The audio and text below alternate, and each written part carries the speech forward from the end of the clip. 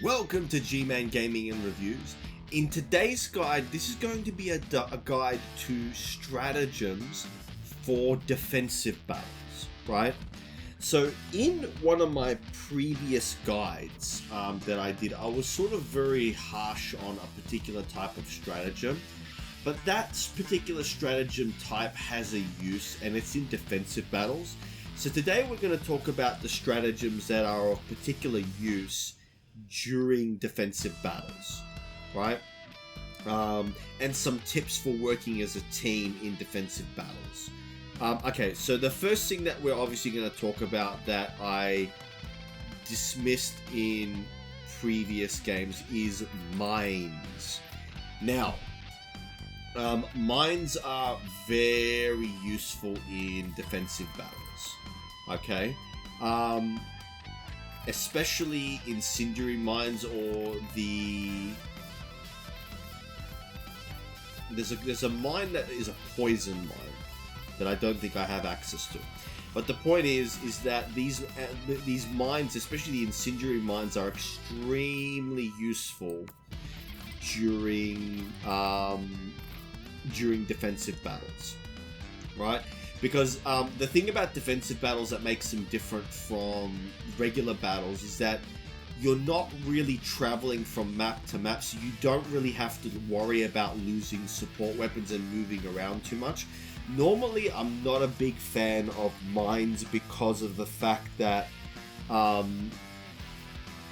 you have to be very strategic about where you place them in regular battles, and because you never really know where the enemy's going to come from, you can really end up wasting a use of mines if you put them in the wrong area.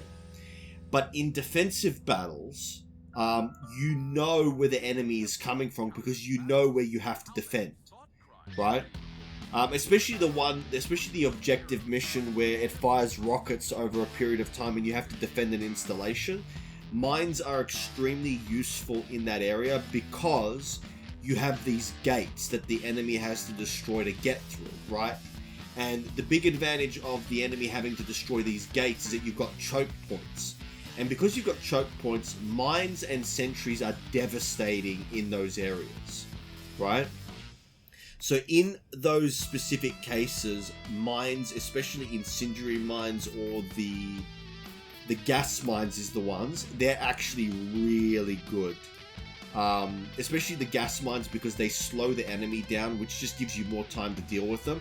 Especially if you're using a combination of gas mines and sentries. Those can be really useful for defending an area. One of the things to keep in note is that if you want to make sure that you don't run into mines, that little machine thing there that you can see that looks like it's got platforms coming out of it with them going on a 45 downward angle. That's where you can tell where mines have been deployed. But mines are extremely useful in defensive battles.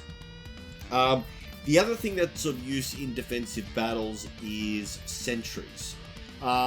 Sentries of note are the Gatlings. Actually, all the sentries are good. The only one that I would say is that I don't like is the machine gun sentry, simply put because the Gatling sentry is a straight upgrade to it.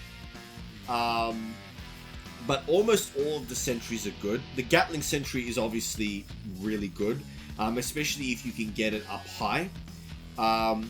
The mortar sentry is another one that's really good, but one of note that I will say is the EMS mortar sentry. So the EMS or mortar sentry is actually really good in defensive battles because it slows down the enemy's advance, and as a result of that, it gives you more time, especially if you're dealing with the bigger enemies like chargers. Them being slowed down can give you extra time to shoot at them, right? So the EMS is of particular note in defensive battles. It's really useful slowing down enemies, and especially because of the way the game works. So in defensive battles, you have choke points, right? So a lot of the times the EMS mortar sentry is going to hit enemies near those choke points, which means that any enemies that try to get through those choke points are going to get slowed down. So in defensive battles, The EMS Mortar Sentry is actually really good. In fact, the combination of the Mortar Sentry and the EMS Mortar Sentry are actually really awesome. They work very well together. But really, any of the sentries are good. If you've got a character who's taking a support weapon of a machine gun or a stalwart, then the autocannon or rocket sentry can actually also be really good. The rocket sentry, in my opinion, is better for defensive battles if combined with other types of sentries. Simply put, because it will prioritize larger enemies, which is what you want it to be doing.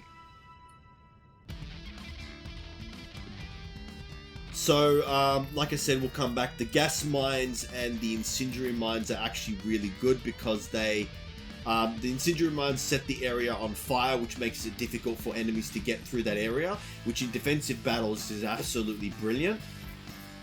So the Tesla Tower is another one that's actually really good in defensive battles. Because you know where the choke points are, placing it at a choke point is actually really useful.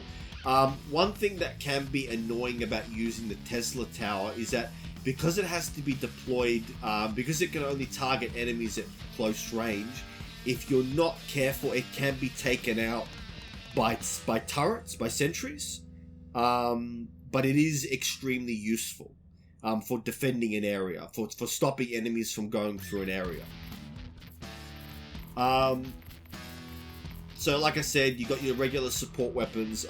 Now, one of the good things about support weapons is that if you're playing with a team and you've got a team member who didn't take any support weapons, which I have seen happen because they just took sentries, giving them deploying the support weapon, waiting for the cooldown, and then giving them a support weapon can actually be really useful. Especially, the other thing that you can do it as well is with the guard dog, with the guard dogs or the supply backpacks. Not so much with the supply backpack, but with the guard dog, calling down an extra guard dog in order for a team member can actually be really good as well. Gives you that extra firepower. Now, you can actually have a walker in a sentry slot, in a stratagem slot, as an oh crap button. Especially if a lot of your team is taking sentries or mines. Having this as a backup in case your position is overrun can actually be very useful. Yeah, so that was pretty much my guide to defensive battles. The same team tips that applied in the previous one applied, so letting your team members know if there's big enemies around by holding down the aim button and hitting Q are really useful. Having potentially the commandos on standby so your team members can use it and you can use it if required can also be useful. But yeah, so this was my defensive tips on Helldivers 2 on defensive stratagems. Please like and subscribe if you haven't already done so. I'd love to hear your comments in this video. What's your favorite defensive stratagems? What would you like me to do a video about it next? All that good stuff. So please like and subscribe if you haven't already done so, and see you on the next one.